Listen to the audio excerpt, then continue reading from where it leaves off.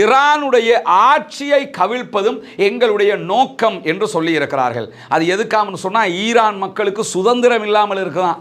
அதனால் இவங்க ஆட்சியை கவிழ்த்து சுதந்திரத்தை கொடுக்க போகிறாங்களாம். இன்றைக்கி 60 வருஷத்துக்கு மேலே அமெரிக்காவால் செய்ய முடியாததை இவங்க போய் 3 நாளில் செய்ய போகிறோம் இருக்கிறாங்க. மருத்துவமனைக்கு 385 பேர் வந்தார்கள். ஆனால் எல்லா ராக்கெட்டையும் இடைமறித்து விட்டோம். எல்லா ராக்கெட்டையும் இடமறிச்சிட்டீங்க. அங்கே எந்த தாக்குதலும் நடக்கலை. அப்போ மருத்துவமனைக்கு எதுக்கு வந்தாங்க? ஏண்டா சொல்கிற பொய்யை லாஜிக்கலி முரண்படாமல் சொல்லக்கூடாதா? இஸ்ரேலியர்கள் அனைவரும் பாதுகாப்பான பங்கர்களுக்குள்ளேயே இருக்க வேண்டும், வெளியிலே வர வேண்டாம் என்று அறிவித்திருக்கிறார்கள்.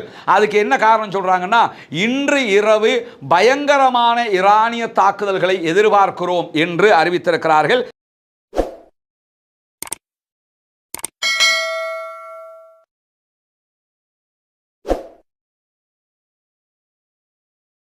அஸ்ஸலாமு அலைக்கும் வரஹ்மத்துல்லாஹி வபரகாத்துஹு. அன்பிற்கினிய சகோதர சகோதரிகளே, நம் அனைவர் மீதும் ஏக இறைவனுடைய அமைதியும் கருணையும் உண்டாகட்டுமாக என்கிற உயரிய பிரார்த்தனைகளோடு பாலஸ்தீனத்தினுடைய காசா பகுதிகளில் இஸ்ரேலிய ஆக்கிரமிப்பு இராணுவம் நடத்தி வரக்கூடிய தாக்குதல்கள் 618வது நாளாகவும் இன்றும் தொடர்ந்து கொண்டிருக்கக்கூடிய நேரத்தில் மத்திய கிழக்கில் ஒரு மிக மிக உச்சமான பதட்ட நிலை உருவாகி இருப்பது நமக்கெல்லாம் தெரியும்.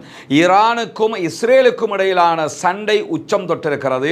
இஸ்ரேல் ஈரான் மீது சரமாரி தாக்குதல்களை நடத்துகிறார். அதே நேரம் ஈரான் இஸ்ரேல் மீதும் மாறி சரமாரி தாக்குதல்களை நடத்தி கொண்டிருக்கிறார்கள். இப்படி 2 நாடுகளும் உக்கிரமாக மோதிக்கொண்டிருக்கக்கூடிய ஒரு சூழல் உருவாகி இருக்கக்கூடிய சந்தர்ப்பத்தில் இன்றைக்கும் காசாவிலே என்னவெல்லாம் நடக்கிறது, வெஸ்ட் பேங்க்ல என்னவெல்லாம் நடக்கிறது, அதையொட்டி சர்வதேச நிலப்பரப்பிலும் ஈரான் இஸ்ரேல் மோதலிலும் இந்த நிமிடம் வரைக்கும் என்னவெல்லாம் நடந்து கொண்டிருக்கிறது என்கிற செய்திகளைத்தான் நாம் பார்க்க இருக்கிறோம். செய்திக்குள்ள போறதுக்கு முன்பதாக ஒரு சில விவகாரத்தை நம்ம மீட்டி பார்ப்பது நன்றாக இருக்கும். என்னன்னா, நமக்கெல்லாம் தெரியும், அண்மையில் காஷ்மீரில் பாகிஸ்தானை சேர்ந்த சில பேர் உள்ள நுழைஞ்சு தாக்குதல் நடத்தினதோட இந்தியாவுக்கும் பாகிஸ்தானுக்கும் இடையில் ஒரு உக்கிரமான சண்டை உருவானதை நம்ம எல்லாரும் ஊடகங்களில் பார்த்துருக்கிறோம்.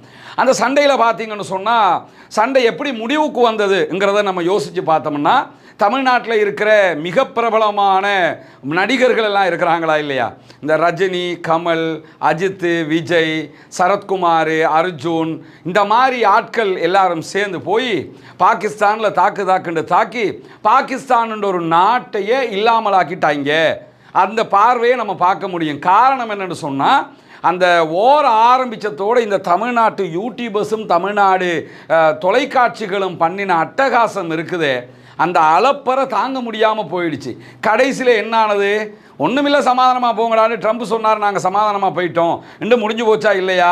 ஆனால் என்ன கொண்டு வந்தாங்கன்னா, முடிந்து போனது பாகிஸ்தான் காலி, அது நடந்தது இது நடந்ததுன்னாங்க.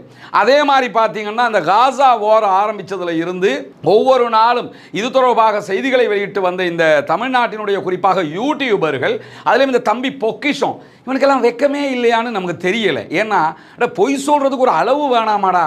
என்ன அளவுக்கு கொண்டு வந்து வச்சாங்க என்று சொன்னால், காசாவில் பாலஸ்தீன விடுதலை இராணுவமே இல்லை, டோட்டல் காலி, எல்லாத்தையும் தூக்கி சாப்பிட்டாங்க இஸ்ரேல்ன்றாங்க. ஆனால் 618வது நாளாகவும் இன்னைக்கும் அங்கே யுத்தம் நடந்துக்கிட்டு இருக்குதுங்கிறது தம்பிக்கு அடிக்கடி மறந்து போயிடுது. அதே மாதிரி அங்கே இருக்கக்கூடிய இந்த தொலைக்காட்சிகளுக்கும் மறந்து போயிடுது. என்னென்னா, இஸ்ரேல் பெரிய ஜாம்பவான்னு காட்டிக்கிறேன்னு அதை சொல்லும் போது அந்த யூடியூப்ல வருமானத்தை எடுத்துக்கிறேன்னு, இதுக்காக இவ்வளவு தடுமாற்றம். அதே மாதிரி தான் இப்போ இருக்கக்கூடிய இந்த நிலையை நீங்கள் எடுத்துக்கிட்டீங்கன்னு சொன்னால் தாங்க முடியலை. இவங்க சொல்லுகிற பொய்களை பார்த்தா, ஏண்டா அந்த பொய்களை சொல்லும்போது இவ்வளவு பொய்யை சொல்கிறோமே என்று சொல்லி உங்களை பார்த்து நீங்களே வெக்கப்படலையா? ஏன்னா இன்னைக்கு பார்க்குறோம், இந்த இஸ்ரேலுக்கும் ஈரானுக்கும் இடையில் உச்சகட்டமான போர் நடைபெறுகிறது.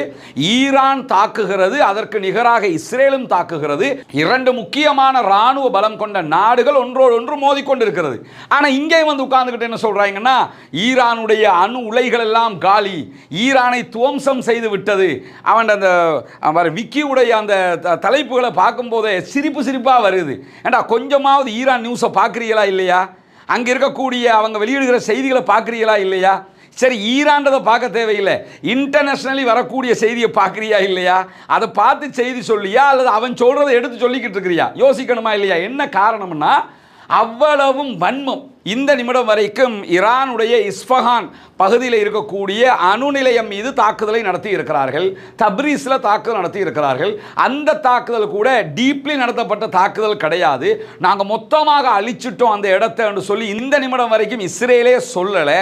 இன்னும் நாங்கள் அடிக்க வேண்டி இருக்கிறது, மொத்தமாக அந்த நிலையங்களை எல்லாம் அழித்து விட முடியாது, ஓரளவுக்கு எங்களுக்கு தடுக்க முடியும் என்று தான் அவங்களே சொல்லிக்கிட்டு இருக்கிறாங்க. ஆனால் இவங்களை பார்த்தா என்னன்னா எல்லாம் முடிஞ்சு போச்சு.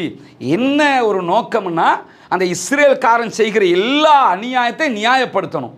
அவன் எத்தனை குழந்தைகளை கொண்டாலும் சரி, எத்தனை பெண்களை கொண்டாலும் சரி, அத்தனையும் நியாயப்படுத்தணும். அதை என்னன்னா ஒரு மத கண்ணோட்டத்திலேயே பார்ப்பது. அவர்களை முதலில் மனிதர்களாக பாருங்கள், அதற்கு பிறகு மத கண்ணோட்டத்தில் பார்க்கலாம். இந்த உலகத்தில் எந்த இடத்திலும் எந்த அப்பாவிகளும் கொல்லப்படக்கூடாது, அநியாய கொலை எங்கும் நடக்கக்கூடாது என்கிற மனிதநேய சிந்தனை வருகிற போதுதான் கண்டிப்பாக அனைத்து நாடுகளிலும் அமைதி திரும்பும். இந்த மாதிரி பொய்யான செய்தியை சொல்றதுனால உங்களுக்கு என்ன மன திருப்தி வந்துட போகுது? இதை முதலில் இதை பார்க்க சகோதரர்கள் நம்ம பலமுறை இந்த மாதிரி பொய்ய சொல்றவங்க சேனல்களே புறக்கணிங்க, அன்சப்ஸ்கிரைப் பண்ணிட்டு வாங்க. இந்த பொய்யை பார்த்து என்ன செய்ய போறீங்க? உண்மையான செய்தியை கொஞ்ச நேரம் ஒதுக்கியாவது தெரிந்து கொள்ளுங்கள். அதுதான் நமக்கு தேவையானது என்பதையும் புரிந்து கொள்ளுங்கள். இந்த நேரத்தில் இன்றைக்கு என்னவெல்லாம் நடந்திருக்கிறது காசாவில் என்பது முதன்மையாக நாம் பார்க்க இருக்கிற செய்திகள். முதன்மையாக வெளியாகி இருக்கக்கூடிய செய்திகளை பொறுத்தவரையில் ஹாரெட்ஸ் இஸ்ரேலுடைய பத்திரிகை வெளியிட்டிருக்கக்கூடிய ஒரு செய்தி தான். ஹாரெட்ஸ் இராணுவத்தினுடைய செயல்பாடுகளை மேற்கோள் காட்டி இந்த செய்தியை வெளியிட்டிருக்கிறது. இஸ்ரேலை பொறுத்தவரையில் இஸ்ரேல் காசாவுக்குள் தற்போது கவனம் செலுத்துவதை குறைத்திருப்பதாகவும் முழுவதுமாக ஈரான் பக்கம் தன்னுடைய கவனத்தை திருப்பி இருப்பதாகவும் ஹாரெட்ஸ் இன்றைக்கு செய்தி வெளியிட்டிருக்கிறது. அதில் குறிப்பாக என்ன சொல்றாங்கன்னா, பணைய கைதிகளை பற்றிய பேச்சுக்களையே நாங்கள் இப்போ எடுக்கிறதுக்கு தயாராக இல்லை, எங்களுடைய முதன்மை நோக்கம் ஈரானாக இருக்கிறதுங்கிறாங்க.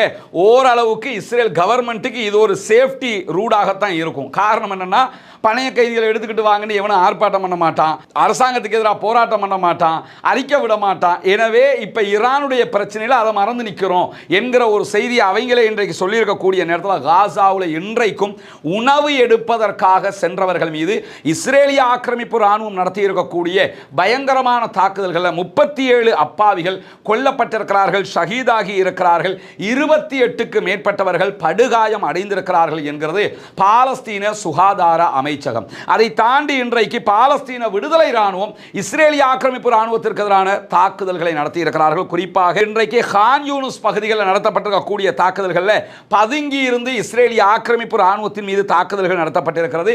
இதிலே 3 இஸ்ரேலிய ஆக்கிரமிப்பு இராணுவத்தைச் சேர்ந்தவர்கள் கொல்லப்பட்டிருப்பதாகவும் பல பேர் படுகாயம் அடைந்ததாகவும் பாலஸ்தீன விடுதலை இராணுவம் சொல்கிறது.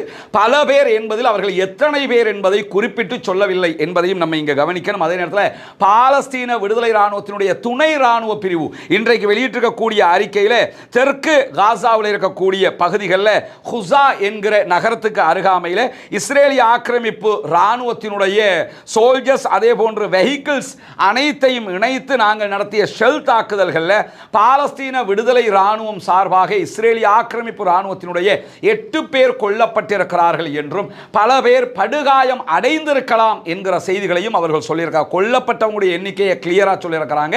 எத்தனை பேர் படுகாயம் அடைந்திருக்கிறார்கள் என்கிற செய்தி சொல்லப்படவில்லை என்பதையும் இந்த இடத்துல நம்ம கவனிக்கிற அதே நேரத்தில் மொத்தமாக இன்றைக்கு 12 பேர் இஸ்ரேலிய ஆக்கிரமிப்பு இராணுவத்தைச் சேர்ந்தவர்கள் காசாவுக்குள்ள கொல்லப்பட்டிருக்கக்கூடிய நேரத்தில் இஸ்ரேலிய மூத்த அதிகாரி ஒருவரும் காசாவுக்குள் இன்றைக்கு கொல்லப்பட்டிருப்பதாக இஸ்ரேலுடைய ஊடகங்கள் சொல்கிறது. ஆனால் அவர் யார், அவருடைய பொசிஷன் என்ன என்பது தொடர்பான தகவல்களை இன்னும் அவர்கள் வெளியிடவில்லை என்பதையும் நாம் கவனிக்க வேண்டும். அதே போன்று இன்றைக்கு இஸ்ரேலிய ஆக்கிரமிப்பு இராணுவம் வெளியிட்டிருக்கக்கூடிய இன்னும் ஒரு தகவல்ல, கான் யூனிஸில் இருக்கக்கூடிய தங்களுடைய மர்காவா டேங்க் ஒன்றை இலக்கு வைத்து பாலஸ்தீன விடுதலை இராணுவம் தாக்குதல் நடத்தியதை ஒப்புக்கொண்டிருக்கிறார்கள். அதே நேரத்தில் எத்தனை பேர் கொல்லப்பட்டிருக்கிறாங்க என்கிற விவகாரங்களை அவர்கள் சொல்லவில்லை. பாலஸ்தீன விடுதலை இராணுவமும் ஒரு மர்காவா டேங்கை இலக்கு வைத்து தாக்குதல் நடத்தியதாக அறிவித்திருக்கிறார்கள். எனவே அந்த இடத்துல ஒரு 5 பேர் என்று வைத்துக் கொண்டாலும் 15 பேர் இன்றைக்கு காசாவுக்குள் கொல்லப்பட்டிருக்கிறார்கள் என்கிற நிலையில் சுஜாஇ ஷாரியா பகுதிகளில் இஸ்ரேலிய ஆக்கிரமிப்பு இராணுவத்தை சேர்ந்தவர்கள் நடத்திய நேரடியான ஸ்னைப்பர் அட்டாக்ல ஒரு புல்டோசர் டிரைவர் கொல்லப்பட்டிருப்பதான செய்திகள் வெளியான வீடுகளை உடைக்கிறதுக்கு புல்டோசர் யூஸ் பண்ணுவாங்க. அந்த புல்டோசரினுடைய ஒரு டிரைவர் கொல்லப்பட்டிருக்கிறார் என்கிற செய்திகள் வெளியாகி இருக்கிறது. மொத்தம் கிட்டத்தட்ட 16 பேர் காசாவுக்குள் இன்றைக்கு கொல்லப்பட்டிருக்கிறார்கள் என்கிற நிலை தற்போது உருவாகி இருக்கக்கூடிய சூழல்ல இன்றும் அவர்களுக்கு உணவுகள் இல்லை, தண்ணீர் இல்லை, மருந்துகள் இல்லை என்கிற ஒரு அவலமான நிலை இருக்கிறது. காசாவை பற்றிய இந்த நிலைமை என்பது காசாவினுடைய அப்பாவிகளால் தாங்க முடியாத நிலை.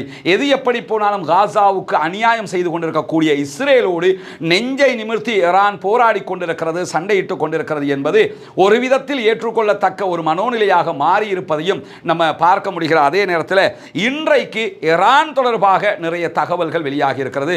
முதன்மையாக இஸ்ரேலி காட்ஸ் போன்றவர்கள் இன்றைக்கு வெளியிட்டிருக்கக்கூடிய அறிக்கையில் என்ன சொல்றாங்கன்னா, ஈரானுடைய ஆட்சியை கவிழ்ப்பதும் எங்களுடைய நோக்கம் என்று சொல்லி இருக்கிறார்கள். அது எதுக்காக சொன்னா, ஈரான் மக்களுக்கு சுதந்திரம் இல்லாமல் இருக்குதான், அதனால இவங்க ஆட்சியை கவிழ்த்து சுதந்திரத்தை கொடுக்க போறாங்களா.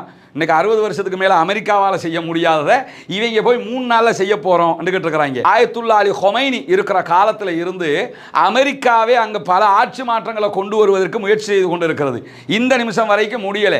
இவங்க 3 நாள் அட்டாக் பண்ணி போட்டு நாங்க ஆட்சி மாற்றத்தை கொண்டு வர போறோம் அப்படிங்கிறாங்க. முதல்ல அடி, அதுக்கு பிறகு ஆட்சி மாற்றத்தை பார்த்துக்கலாம். அந்த நிலையில அதாவது எந்திரிக்கவே துப்பில்லை, ஆனா எகத்தால பேச்சு மட்டும் இருக்குதுங்கிற மாதிரி வேண்டிய அளவுக்கு பேசிக்கிட்டு இருக்கிறாங்க. அதே நேரத்தில் இன்றைக்கு இஸ்ரேல் ஒரு முக்கியமான அறிவித்தலை அரசாங்க அதிகாரிகளுக்கும் அமைச்சர்களுக்கும் நெத்தனியாகுவினுடைய அலுவலகம் விடுத்திருக்கிறது. என்னன்னா, யாரும் ஊடகங்களுக்கு பேசாதீங்க, நீங்க பேசி பேசி உளத்திடுறியடா, அதனால யாரும் பேசாதீங்க, அட்டாக் நடந்துகிட்டு இருக்கணும், ஊடகங்களுக்கு எவனும் பேசக்கூடாது, நமக்கு விழுகிற எந்த அடியையும் வெளியில சொல்லக்கூடாது, இப்படியே மெயின்டைன் பண்ணுங்க என்று சொல்லியிருக்கிறாங்க. அதையும் மீறி ஈரானுடைய தாக்குதல்கள் தொடர்பான நிறைய செய்திகள் வெளியாகி கொண்டிருக்கக்கூடிய நேரத்தில் இன்றைக்கு இஸ்ரேல் ராணுவம் வெளியிட்டிருக்கக்கூடிய அறிக்கையில் கடைசி நேரத்தில் பெரும்பாலான ஈரானிய ஏவுகணைகளை நாங்கள் இடைமறித்திருக்கிறோம் என்கிற ஒரு செய்தியை சொல்லியிருக்கிறாங்க. இப்போ இந்த ரெக்கார்டிங் நடக்கிற டைம்ல இருந்து ஒரு 1 ஹவருக்கு முன்னாடி வரைக்கும் ஈரான் திரும்ப இன்றைய தினம் மீண்டும் இஸ்ரேல் மேல தாக்குதல்களை நடத்தினார்கள். பாலிஸ்டிக் ஏவுகணை தாக்குதல்களாக அது அமைந்திருந்தது. அந்த ஏவுகணை தாக்குதல்களில் ஏவுகணைகளை இடைமறித்ததாக இஸ்ரேல் சொல்லுகிறது. ஒன்றை மட்டும் புரிஞ்சுக்கிறங்க, பாலிஸ்டிக் ஏவுகணைகளையோ அல்லது சூப்பர்சோனிக் ஏவுகணைகளையோ இஸ்ரேலால் தடுத்து நிறுத்த முடியாத ஒன்றை தடுத்ததாக சொல்லிக் கொண்டிருக்கிறாங்க. அதனால தான் எப்படியாவது பாலிஸ்டிக் ஏவுகணை களஞ்சியத்தை அழிக்கணும், அணு ஆயுதம் தயாரிக்கிறத நிறுத்தணுமோ இல்லையோ, ஈரான் இருக்கிற பாலிஸ்டிக் பவரை இல்லாமல் ஆக்கணுங்கிறது தான் இஸ்ரேலுடைய இந்த யுத்தத்தினுடைய அடிப்படையே. அப்படி இருக்கும்போது நாங்கள் வருகிற ஏவுகணையை தடுத்தோம் அப்படிங்கிறாங்க. தடுத்தோம்ங்கிறதே பொய்யான விஷயம். காரணம் என்னன்னு கேட்டால், பாலிஸ்டிக் ஏவுகணைகளை பொறுத்தவரையில் மணிக்கு 6000+ கிலோமீட்டர் வேகத்தில் அவைகள் பயணிக்கக்கூடியவை. அதை தடுக்கிறதுக்கு இவங்க வச்சிருக்கிற அயன்டோமா இருந்தாலும் சரி, ஏரோ சிஸ்டமாக இருந்தாலும் சரி, எல்லாத்தையுமே நீங்க எடுத்துக்கிட்டீங்கன்னா மணிக்கு அவர்கள் 1500+ கிலோமீட்டர் வேகத்தில் தான் பயணிக்க முடியும். 6000 கிலோமீட்டர் வேகத்தில் ஒன்று தாக்குதலுக்கு வரும்போது அதை தடுக்கிறவன் 1500 கிலோமீட்டர் வேகத்தில் போனால் தடுக்க முடியுமா? போக முடியும், தடுக்க முடியாது. உடஞ்சி கீழே விழுந்து அவங்க தான் விழணுமே தவிர ஹைப்பர்சோனிக்கோ அல்லது பாலிஸ்டிக்கோ கீழே விழுத்தாட்ட முடியாது. இது இந்த பாலிஸ்டிக் சம்பந்தப்பட்ட சாதாரண நாலேஜாக இருக்கிறது. அப்படி இருக்கும்போது உலகத்துக்கே தெரிஞ்ச ஒரு விஷயத்தை நாங்கள் தடுத்தோங்கிறாங்க பாருங்களேன். தடுக்கிறதுக்கு அவர்களிடத்தில் அதுக்குரிய வாய்ப்பே இல்லை. அதனால தான் பற்றி எரிந்து, சரி தடுத்து இருந்தா இன்றைக்கு ஏன் டெல் அவீவுக்கு அருகாமையில் இருந்த அந்த நகரம் முழுவதும், நம்ம தனி வீடியோவாக போட்டுக்கிறோம்ல, நகரம் முழுவதுமே ஏன் எரிந்து சாம்பலாகியது? இஸ்ரேலுக்குள்ள ஏன் இவ்வளவு தாக்குதல் நடத்தப்படுகிறது? தடுத்து நிறுத்திட வேண்டியதானே? அப்படி தடுத்து நிறுத்த முடியலை. அதனால தான் தடுமாறி கொண்டிருக்கிறார்கள். அதே நேரத்தில் இன்றைக்கு இஸ்ரேலுடைய சேனல் 20 வெளியிட்டிருக்கக்கூடிய செய்திகளில் ஈரானிய கடற்படை கட்டளை தலைமையகத்தை விமானப்படை குண்டு வீசி தகர்த்தது என்கிற செய்திகளை வெளியிட்டிருக்கிறாங்க. சற்று நேரத்துக்கு முன்பதாக ஈரான் மேலே இஸ்ரேல் நடத்தி இருக்கக்கூடிய தாக்குதல்களில் ஈரானுடைய நேவி ஹெட் குவார்ட்டர்ஸினுடைய ஒரு கட்டிடத்தின் மீது தாக்குதல் நடத்தப்பட்டிருக்கிறது. அதை ஈரானுடைய தஸ்னீம் நியூஸ் ஏஜென்சியும் உறுதிப்படுத்தி இருக்கிறது. எனவே இந்த தாக்குதல் நடந்தது உண்மைதான். ஆனால் அதில் எத்தனை பேர் கொல்லப்பட்டிருக்கிறார்கள் என்பது தொடர்பான விவரங்களை இன்னும் ஈரான் விவரமாக வெளியிடவில்லை என்கிற செய்திகளையும் நம்ம புரிந்து கொள்ள முடிகிற அதே நேரத்தில் இவங்க தான் அப்துல் ஷுக்கூர் ஏரியா பள்ளியினுடைய தலைவராக பொறுப்பாளராக இருக்கிறாங்க மஹல்லாக்கு. இவங்க வழியாகத்தான் நம்ம இந்த மக்களை அடையாளம் கண்டோம். ஆரம்பத்தில் இவங்க தான் இப்படி ஒரு பிரச்சனை இருக்குது இந்த மக்களுக்கு, முடிஞ்சதை பண்ணுங்கன்னு சொன்னாங்க. அல்ஹம்துலில்லாஹ் அவங்களோட எண்ணம் அல்லாஹ் அவங்களுக்கு அதுக்குரிய பரிபூர்ணமான கூலியை கொடுக்கணும். எந்த விதமான சுயநலனுமற்று தனக்குரிய தேவைகள் இருந்தாலும் எதையுமே கவனத்தில் கொள்ளாமல் இந்த மக்களுக்காக பண்ணுங்கன்னு சொல்லி இந்த ஏற்பாடை பண்ணி தந்தாங்க. அல்ஹம்துலில்லாஹ் இன்னைக்கு வேலை ஆல்மோஸ்ட் கம்ப்ளீட்டட் ஆகிடுச்சு. இன்னொரு சின்ன 2 வேலை மட்டும் இருக்குது. இந்த மாதம் கடைசியில் நாங்கள் வீட்டை ஒப்படைச்சிருவோம், அந்த உரிய 5 குடும்பங்களுக்கு கொடுத்துருவோம். இன்னும் 9 வீடுகள் நம்ம கட்ட இருக்குது இன்ஷா அல்லாஹ். அப்படி இருக்கிற போது தான் கொண்டு வந்த தலைவரை வீடுகளை இதுவரைக்கும் முடித்த பகுதியில் காட்டியிருக்கிறோம். இப்போ தலைவர் பார்த்துருக்கிறாரு, எப்படி இருந்துச்சு? நல்லா இருக்கு. அல்ஹம்துலில்லாஹ் அல்ஹம்துலில்லாஹ் நமக்கு கிடைச்சதை அப்படியே கொண்டு வந்து கொட்டியிருக்கோம் தலைவர், அவ்வளோதான். அல்ஹம்துலில்லாஹ் மாஷா அல்லாண்டு ரொம்ப திருப்தியாக எல்லா வேலைகளும் நடந்திருக்குது. அல்ஹம்துலில்லாஹ் சொல்லி இப்போ அந்தந்த குடும்பங்களுக்கு விரைவில் இந்த மாதத்துக்குள்ளே நம்ம அந்த வீடுகளை கையளிச்சிருவோம். கையளித்ததுக்கு பிறகு அடுத்த வீடுகளை கட்டுகிற பணிகள் இருக்குது. இந்த 9 வீடுகள் கட்டணும்.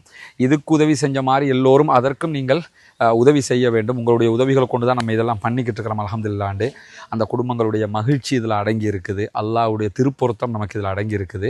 எனவே இதற்கு உதவி செய்திருக்கக்கூடிய அத்தனை பேருக்கும் நாங்கள் நன்றி சொல்லிக் கொள்வதோடு அல்லாஹ் உங்களுக்கு அருள் புரியணும். அதே நேரத்தில் மற்றும் இன்னும் 9 வீடுகள் இருக்குது, அதுகளை கட்டுறதுக்கும் நீங்கள் உதவி செய்யணும். ஏற்கனவே நான் சொல்லியிருந்தேன், சில சகோதரர்கள் நமக்கு இதில் 140 ரூபா அனுப்பியிருந்த ஆட்களும் இருக்கிறாங்க, ஒரு 100 ரூபா அனுப்பின ஆட்களும் இருக்கிறாங்க. அதை தாண்டி தங்களால் முடிஞ்ச அளவுக்கு தந்த சகோதரர்களும் இருக்கிறாங்க. அதுக்கு இதை சொல்ல வரேன்னா, அவங்களோட சின்ன ஒரு அமௌண்ட்டாக இருந்தாலும் இதில் வரணும் என்று அவங்க அதை இது அத்தனை பேரும் சேர்ந்து அதை செஞ்சுருக்கோம். ஒரு தனியால் செஞ்சதல்ல, அத்தனை பேரும் சேர்ந்து நம்ம இதை பண்ணியிருக்கிறோம். ரொம்ப அருமையாக பார்க்குறதுக்கு நமக்கு சந்தோஷமாக இருக்குது. எங்களுக்கு நாங்கள் எப்படி வீடு கட்டினா எப்படி கட்டுவோமோ அதே மாதிரி கட்டியிருக்கிறோம். எங்களால் முடிஞ்ச வரைக்கும் அது சரி. அல்ஹம்துலில்லாஹ் இன்ஷா அல்லாஹ் இதை பார்க்குற சகோதரர்கள், இதற்காக உதவி செய்த சகோதரர் அத்தனை பேருக்கும் அல்லாஹ் அருள் புரியட்டும். மற்ற வீடுகளுடைய பணிகளை மீது கொடுத்ததோடு நம்ம ஆரம்பிக்க வேண்டியிருக்கு. ஏன்னா அந்த மக்களும் அடுத்த எதிர்பார்ப்போடு இருக்கிறாங்க. எனவே அதற்காக உங்களுடைய உதவிகளை வாரி வழங்குமாறு கேட்டுக்கொள்கிறேன். முன்னால் தெரிகிற நம்முடைய அக்கௌண்ட் நம்பருக்கு நீங்கள் நேரடியாகவே உங்களால் முடிந்த உதவிகளை, தான தர்மங்களை வைப்பு செய்ய முடியும். அதே நேரத்தில் சில நாடுகளிலிருந்து வைப்பு செய்ய முடியாது என்று சொல்லக்கூடிய சகோதரர்கள் முன்னால் தெரிகிற வாட்ஸ்அப் மற்றும் தொலைபேசி இலக்கத்திற்கு என்ன நீங்கள் தொடர்பு கொள்ள முடியும். தொடர்பு கொள்கிற பட்சத்தில் அதுக்குரிய வழிகாட்டுதல்களையும் நம்ம தர்றதுக்கு தயாராக இருக்கிறோம். அத்தனை பேரும் இந்த மக்களுக்காகவும் எங்களுக்காகவும் துவா செய்கிற அதே நேரம் சகோதரர் அப்துல் ஷுக்கூர் அவங்க தான் இதற்கு முன்னணியாக நின்று இதனுடைய விதையை போட்டது இவங்க தான். எனவே அல்லாஹு தஆலா அவருக்கும் அருள் புரிய வேணும்னு சொல்லி அல்லாஹ்விடத்தில் பிரார்த்தனை செய்யுங்க. எங்களுக்காக நீங்களும் பிரார்த்தனை செய்யுங்க தலைவரே. இன்ஷா அல்லாஹ் செஞ்சு கொண்டே இருக்கிறேன். அல்லாஹ் பரக்கத் செய்யட்டும் இன்ஷா அல்லாஹ். உங்களுக்கு சந்தோஷம் தானே? இப்போ ஈரானுடைய போலீஸ் பிரிவினுடைய தலைமையகத்தின் மீதும் சற்று நேரத்துக்கு முன்பதாக இஸ்ரேலிய ஆக்கிரமிப்பு ராணுவம் ட்ரோன் தாக்குதல்களை நடத்தியிருக்கிறது. இந்த தாக்குதல்களில் காவல்துறை அதிகாரிகள் கொல்லப்பட்டிருக்கிறார்கள் என்கிறது ஈரானுடைய அபிஷியல் தஸ்னீம் நியூஸ் ஏஜென்சி. ஆனால் அதில் எத்தனை பேர் கொல்லப்பட்டிருக்கிறார்கள் என்கிற தரவுகள் இன்னும் வெளியாகவில்லை. ஆனால் கண்டிப்பாக அது வெளியிடப்படும் என்கிறதுல எந்த மாற்றமும் கிடையாது. அவங்க நடக்கிறது எல்லாமே ஈரான் வெளியிட்டுக்கிட்டு இருக்கிறாங்க. அது வரும்போது நாமும் இந்த செய்தியை உங்களுக்கு மத்தியில் கொண்டு வந்துடுவோம். இந்த செய்தியை ஈரானுடைய இர்னா நியூஸ் ஏஜென்சியும் உறுதிப்படுத்தி இருக்கக்கூடிய நேரத்தில் இஸ்ரேலுடைய சுகாதார அமைச்சகம் வெளியிட்டிருக்கக்கூடிய ஒரு அறிவிப்பு என்னன்னா, கடந்த 24 மணி நேரத்துக்குள்ளாக 385 காயமடைந்தவர்கள் மருத்துவமனைகளுக்கு அழைத்து வரப்பட்டிருக்கிறார்கள் என்பதுதான் அந்த செய்தி. ஈரானுடைய ஏவுகணை எல்லாத்தையுமே நீங்க தடுத்துட்டீங்கன்னா 24 மணி நேரத்துக்குள்ள 385 பேர் ஏன் ஹாஸ்பிட்டலுக்கு வந்தான்? பார்த்துட்டு போக வந்தானா? ஹாஸ்பிட்டல் நல்லா இருக்குது, சூப்பராக வச்ச பெட் எல்லாம் நல்லா இருக்குது, டாக்டர் நல்லா இருக்கீங்களா, அதை கேட்டுட்டு போகிறதுக்கு வந்தானா? மருத்துவமனைக்கு 385 பேர் வந்தார்கள். ஆனால் எல்லா ராக்கெட்டையும் இடைமறித்து விட்டோம். எல்லா ராக்கெட்டையும் இடமறிச்சிட்டீங்க, அங்கே எந்த தாக்குதலும் நடக்கலை. அப்போ மருத்துவமனைக்கு எதுக்கு வந்தாங்க? ஏண்டா சொல்கிற பொய்யை லாஜிக்கலி முரண்படாமல் சொல்லக்கூடாதா? இந்த பொய்களை எல்லாம் நம்பிக்கிட்டு தான் இந்த தம்பிமார் உட்காந்துக்கிட்டு வீடியோ போட்டுக்கிட்டு தெரியுறாங்க. அதுக்கு அடுத்ததாக இன்றைக்கு ஒரு செய்தியை புரிஞ்சுக்கிறோங்க. அவங்க அடிக்கிறதை நம்ம சொல்லிக்கிட்டு இருக்கிறோம், ஈரான் அடிக்கிறதையும் சொல்லிக்கிட்டு இருக்கிறோம். ரெண்டையும் சொல்லணும். இந்த தாக்கம் இப்படி நடந்தது, அந்த தாக்கம் அப்படி நடந்தது என்கிற ரெண்டையும் சொல்லணுமா இல்லையா? ரெண்டு தரப்பை நீங்கள் புரிந்து கொள்ள முடியும். அதுக்கு அடுத்ததாக நீங்க என்ன பார்க்கணும்னு சொன்னா, ஹோம் ஃப்ரண்ட் கமெண்ட்னு சொல்லி ஒன்று இருக்கிறது இஸ்ரேலுக்குள்ள. ஒரு மொபைல் அப்ளிகேஷனாக அவங்க செயல்படுத்தி வர்றாங்க. இஸ்ரேலில் இருக்கிற அத்தனை பேருமே அந்த அப்ளிகேஷனை மொபைலில் வச்சுக்கிறணும். உள்ளுக்குள்ள ஏதாவது ஒரு ராக்கெட் வருகுது, அட்டாக் பண்றதுக்கு ஒரு ட்ரோன் வருதுன்னு சொன்னா உடனே அந்த அப்ளிகேஷன்ல அலாரம் அடிக்கும், எந்த பகுதியால் வருதுங்கிறத ட்ரேஸ் பண்ணி சொல்லுவாங்க. அவங்க இன்னைக்கு வெளியிட்டிருக்கக்கூடிய அறிக்கையில் என்ன சொல்லியிருக்கிறாங்கன்னா, இன்றைக்கு இரவு இஸ்ரேலியர்கள் அனைவரும் வேண்டும், பாதுகாப்பான பங்கர்களுக்குள்ளேயே இருக்க வேண்டும், வெளியிலே வர வேண்டாம் என்று அறிவித்திருக்கிறார்கள். அதுக்கு என்ன காரணம் சொல்றாங்கன்னா, இன்று இரவு பயங்கரமான ஈரானிய தாக்குதல்களை எதிர்பார்க்கிறோம் என்று அறிவித்திருக்கிறார்கள். அப்படியான தாக்குதல் ஒன்று வருகிற போது அதை பற்றிய செய்திகளையும் உங்களுக்கு உடனே கொண்டு வந்து தருவதற்கு நாமும் தயாராக இருக்கிற அதே நேரத்தில் இஸ்ரேல் மீதான புதிய அலை தாக்குதல்களை மீண்டும் சற்று நேரத்துக்கு முன்பதாக ஈரான் ஆரம்பித்திருக்கிறது. இப்பதான் திரும்ப தாக்க ஆரம்பிச்சிருக்கிறாங்க. அந்த தாக்குதல்களில் பாலிஸ்டிக் ஏவுகணைகள் பயன்படுத்தப்படுவதாக ஈரானுடைய தஸ்னீம் நியூஸ் ஏஜென்சி சொல்லி இருக்கிறது. எந்த அளவுக்கு உண்டான தாக்கங்கள் ஏற்பட போகிறது என்பதை பொறுத்திருந்து பார்க்கிற அதே நேரத்தில் அமெரிக்காவினுடைய உதவி இல்லாமல் தற்போதைய சூழலில் இருந்து நாங்கள் மீள முடியாது என்று சொல்லி இஸ்ரேலிய ராணுவ அதிகாரிகள் சொல்கிற செய்திகளை இன்றைக்கு இஸ்ரேலுடைய ஊடகங்கள் தலைப்புச் செய்தியாக வெளியிட்டிருக்கிறது.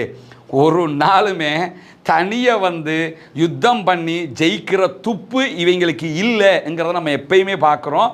அதனால தான் இந்த யுத்தத்தில் பாலஸ்தீன விடுதலை இராணுவத்தோடு ஜெயிக்க முடியலை. அதுக்கே அமெரிக்கா வரணும்னு கிடக்கிறாங்க. அமெரிக்கா என்ன செய்ய போகிறது என்பதையும் பார்ப்போம். அமெரிக்க ஜனாதிபதியை பொறுத்தவரையில் குடிகாரம் பேச்சு விடிஞ்சா போச்சும்பாங்க. டொனால்ட் ட்ரம்ப் பேச்சு அப்பயே போச்சு. ஏன்னா படியில் ஏறும்போது ஒன்று பேசிட்டு ஏறுவாப்பில், திருப்பி இறங்கும் போது வந்து வேறொன்றை பேசுவாப்பில். ஹெச் ராஜா தோத்து போயிடுவாப்பில். தமிழ்நாட்டில் இருக்கிறாரா இல்லையா? ஹெச் ராஜா தோத்து போகிற அளவுக்கு இப்போ அண்ணாமலையே ஆட்டுக்குட்டியே அண்ணாமலையை பார்த்து அதிர்ச்சி அடைகிற மாதிரி அண்ணாமலையே இப்போ டொனால்ட் ட்ரம்பை பார்த்து அதிர்ச்சி அடைவாப்பில். என்னடா நாங்கள் தான் மாற்றி மாற்றி பேசுகிறோம்னா, நீ பேசுகிறது எல்லாமே மாறி பேசுகிறதாவே இருக்குது. அந்த அளவுக்கு நிலைமை மாறிக்கிட்டு இருக்குது.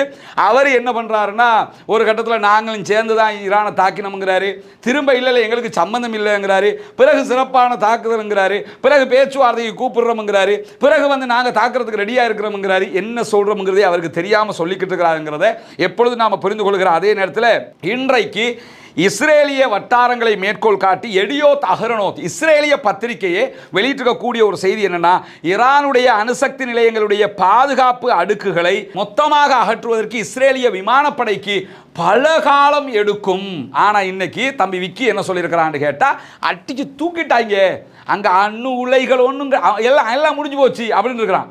இன்னைக்கு அவங்கள இஸ்ரேலே என்ன சொல்கிறான்னு கேட்டால், பல ஆண்டு எடுக்கும் அந்த அடுக்குகளை எல்லாம் முடிக்கிறதுக்கு அப்படின்னு சொல்லிக்கிட்டு இருக்கிறாங்க. நிலைமை இப்படி இருக்கிறது இஸ்ரேலுக்குள்ள. அதே நேரத்தில் இன்றைக்கு இஸ்ரேல் மீது ஈரான் நடத்தி இருக்கக்கூடிய தாக்குதல்களை, இந்த இன்றைய நாள் நடத்திய இரண்டாம் கட்ட தாக்குதல்களை நீங்கள் எடுத்துக்கிட்டீங்கன்னா, அந்த தாக்குதல்களில் இஸ்ரேலுடைய ஊடகங்களும் உறுதிப்படுத்தி இருக்கக்கூடிய ஒரு செய்தி என்னன்னு சொன்னால், ஹரேதாவில் இருக்கக்கூடிய மின் நிலையத்தை இன்றைக்கு இலக்கு வைத்து ஈரான் தாக்குதல் நடத்தி இருக்கிறது. மின் நிலையம் பற்றி எரிந்து கொண்டிருக்கிறது. மின் நிலையத்தை மொத்தமாக அளிக்கிறதுக்குண்டான உச்சகட்ட தாக்குதல்களை இன்றைக்கு ஈரான் நடத்தி இருக்கிற அதே நேரத்தில் சிசேரியா பகுதிகளில் இருக்கக்கூடிய பெஞ்சமின் நெதன்யாகுவினுடைய குடும்ப வீட்டின் மீதும் இன்றைக்கு ஈரான் தாக்குதல் நடத்தி இருக்கிறது.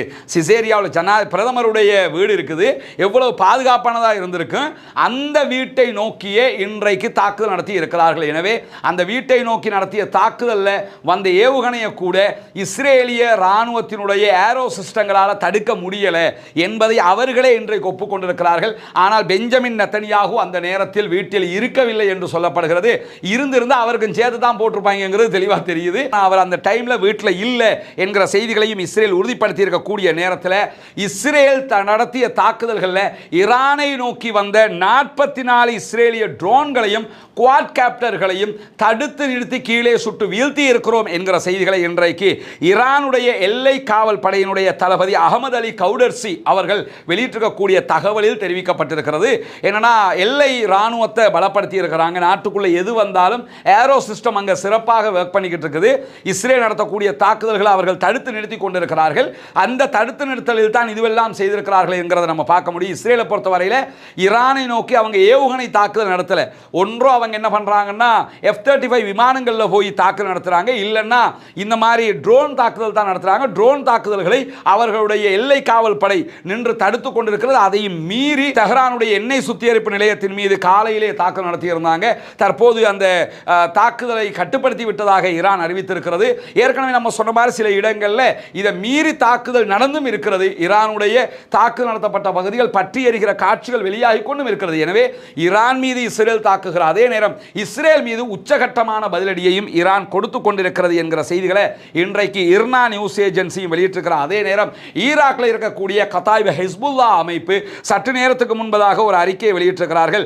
அந்த அறிக்கையில் அவங்க என்ன சொல்றாங்கன்னா, இஸ்ரேலுக்கு ஆதரவாக ஈரான் மீது அமெரிக்கா தாக்குதல் நடத்துவதற்கு வந்தால் அமெரிக்காவின் மீது நாங்கள் தாக்குதலை ஆரம்பிப்போம் என்று சொல்லியிருக்கிறார்கள். அமெரிக்காவினுடைய நிறைய நிலையங்கள் ஈராக்குக்குள்ளே இருக்குது, ஈராக்கில் இருக்கிற அந்த பேஸுகளை நோக்கி நாங்கள் தாக்குதல் நடத்துவோம் என்று சொல்லி இன்றைக்கு கதாயிப ஹிஸ்புல்லா என்கிற ஈரானுக்கு ஆதரவான அமைப்பு சொல்லியிருக்கிற அதே நேரத்தில் அல் ஜசீரா இன்றைக்கு ஒரு முக்கியமான கட்டுரையை வெளியிட்டிருந்தது. அதில் என்ன சொல்றாங்கன்னு சொன்னா, இஸ்ரேலை பலப்படுத்துகிற கூட்டணிகளுடைய ஏவுகணைகளோ அல்லது ஆயுதங்களோ ஈரானுடைய ஏவுகணைக்கு முன்னால் தோல்வி அடைந்து கொண்டிருக்கின்றன என்கிற ஒரு ஆர்டிக்கலை விரிவாக வெளியிட்டிருக்கிறாங்க. அதுக்கான காரணமாக என்ன சொல்றாங்கன்னு சொன்னா, இஸ்ரேலுடைய அணுசக்தி பாதுகாப்பு நிபுணராக இருக்கக்கூடிய ஜொனாதன் பேண்டர் அவர் சொல்லியிருக்கக்கூடிய ஒரு செய்தி, இங்கே இருக்கக்கூடிய தடுப்பு எவ்வளவாக இருந்தாலும் ஈரான் நம் மீது நடத்தக்கூடிய தாக்குதல்களில் பயன்படுத்தக்கூடிய பாலிஸ்டிக் ஏவுகணைகள் உச்சகட்ட பலம் வாய்ந்தவை என்கிற காரணத்தினால அந்த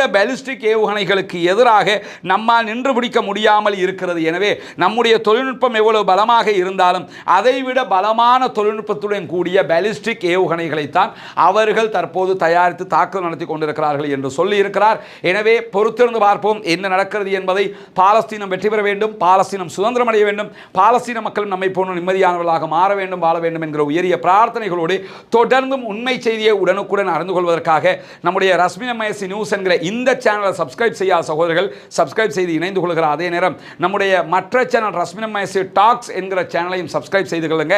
ஏன்னா ஒவ்வொரு நாளும் இதுலையும் அதிலையும் மாறி மாறி தான் நம்ம வீடியோ போட்டுக்கிட்டு இருக்கிறோம். எனவே அந்த சேனலையும் சப்ஸ்கிரைப் செய்யாத சகோதரர்கள் சப்ஸ்கிரைப் செய்து இணைந்து கொள்ளுமாறு கேட்டுக்கொள்கிற அதே நேரம் பாலஸ்தீன மக்களுக்காக பிரார்த்திக்கிற அதே வேளை இஸ்ரேலிய ஆக்கிரமிப்பு இராணுவத்திற்கு எதிராக மறவாமல் குனூத்து நாசிலாவை ஓதுங்கள். அதே நேரத்தில் பாலஸ்தீன மக்களுக்காக ஜனநாயக ரீதியாகவும் குரல் எழுப்புவோமாக. வாஹ்ரு தஅவானா அல்ஹம்துலில்லாஹி ரப்பில் ஆலமீன்.